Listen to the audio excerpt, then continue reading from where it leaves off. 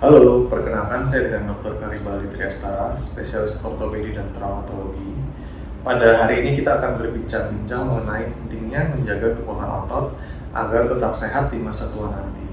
Sebelum saya menjawab pertanyaan ini, marilah kita samakan persepsi dulu bahwa yang akan kita bahas di sini adalah skeletal muscle atau otot rangka, bukan otot polos seperti otot-otot pada pencernaan ataupun otot jantung. Nah, sebenarnya apa sih fungsi otot itu sendiri?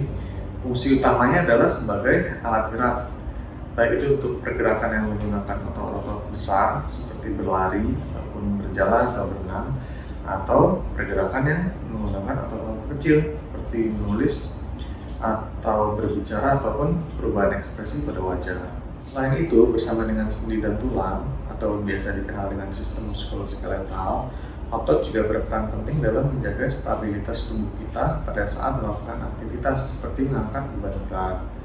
Selain menjaga stabilitas, otot juga berperan penting dalam menjaga postur tubuh kita tetap kokoh dalam posisi tertentu, baik pada saat diam seperti berdiri ataupun duduk seperti yang saya lakukan ini, ataupun pada saat bergerak seperti berlari ataupun berjalan.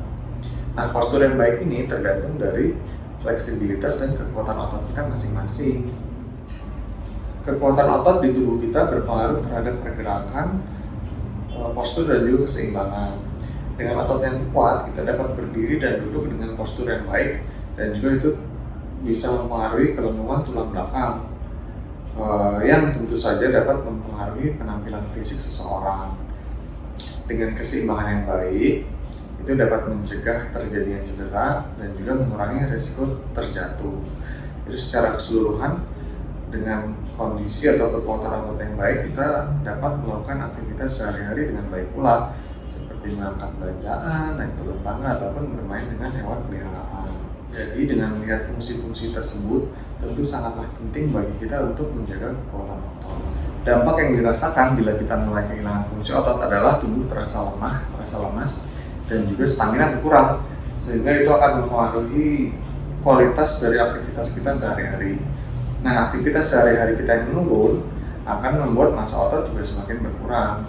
Jadi itu akan tercipta suatu lingkaran sebab akibat yang akan membuat massa dan fungsi otot pun akan semakin menurun. Tentu saja, investasi itu kan berarti menanam aset untuk mendapatkan hasil yang baik di masa yang akan datang.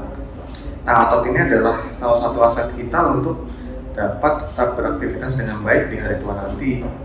Jadi untuk dapat melakukan aktivitas dengan baik sampai di masa yang akan datang, kita perlu alat gerak yang baik.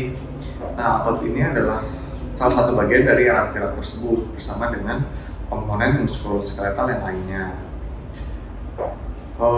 Jadi di kita dari sejak lahir sampai usia 30 tahunan lah, itu massa ototnya akan terus tumbuh besar dan kuat. Tapi nanti di satu titik di usia 30 tahunan itu, kita akan mulai mengalami penurunan massa dan fungsi otot.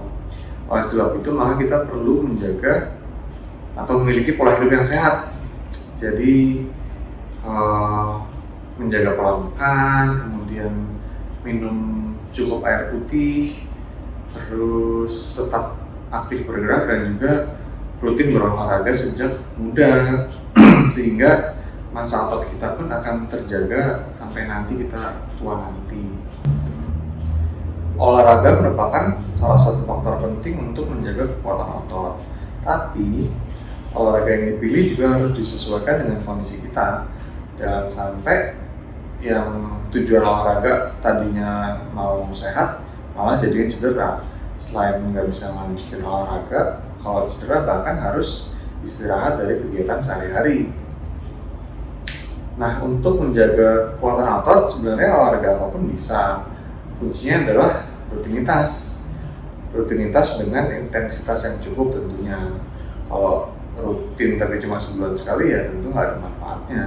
Apalagi udah sebulan sekali, terus sekalinya olahraga cuma sepedaan 5 menit, terus selfie, itu tidak sama sekali tidak menjaga kekuatan otot, cuma menjaga jumlah follower aja.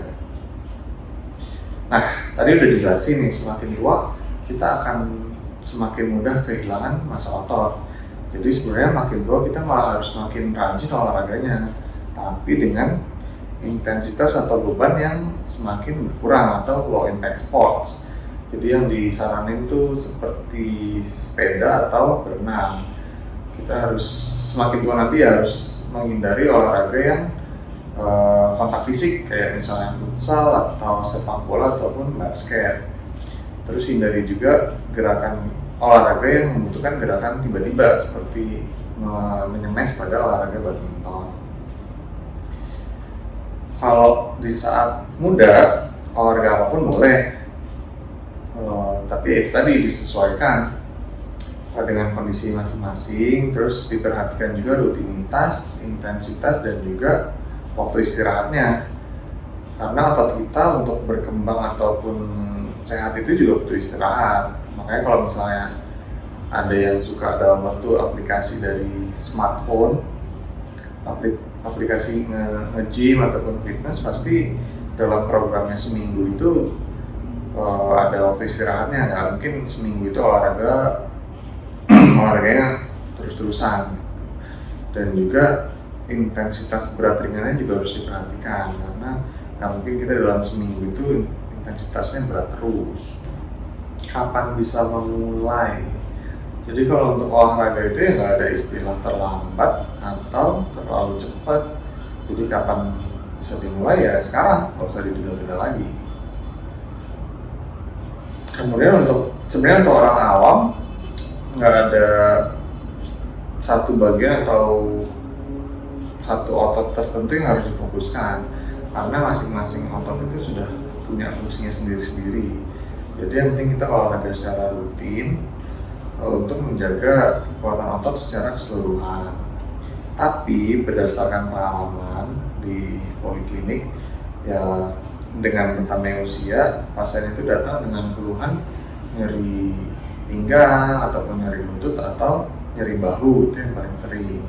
Jadi untuk menghindari keluhan di daerah-daerah tersebut, mungkin perlu diberikan perhatian khusus pada otot-otot inti atau core muscles atau otot-otot sekitar lutut seperti quadriceps atau hamstring ataupun gastrosoleus muscle. Kemudian ya otot-otot sekitar bahu seperti trapezius atau rotator cuff. Jawabannya nggak ada batasan, yang ada penyesuaian sebenarnya. Dan juga faktornya bukan cuma usia aja, tapi yang lebih penting adalah kondisi kebugaran tubuh kita. Sebagai contoh, pria usia 50 tahun yang rajin bersepeda seminggu 2 kali selama 1 jam, tentu level kebugarannya akan berbeda dengan pria usia 50 tahun yang kerjanya sehari-hari hanya duduk depan TV atau depan laptop, dan dia hanya bergerak itu untuk mengambil makan ke dapur. Jadi intensitas dan frekuensi latihan fisik kita harus disesuaikan dengan kondisi kebugaran kita, supaya ya tujuan olahraga itu tercapai, supaya menjadi sehat, bukan malah jadinya cedera dan bisa menghambat aktivitas sehari-hari. Tentu saja menjaga kekuatan otot itu bukan cuma olahraga atau latihan aja, tapi nutrisi juga memegang peranan penting. Nah, nutrisi yang paling penting dalam mempertahankan massa otot itu adalah protein. Tapi protein juga nggak bisa kerja sendirian. Otot kita tuh perlu karbohidrat dan lemak yang seimbang juga. Selain itu perlu diperhatikan juga asupan vitamin D, karena vitamin D itu berperan dalam penyerapan kalsium yang juga selain untuk kesehatan tulang, juga berperan dalam kontraksi otot.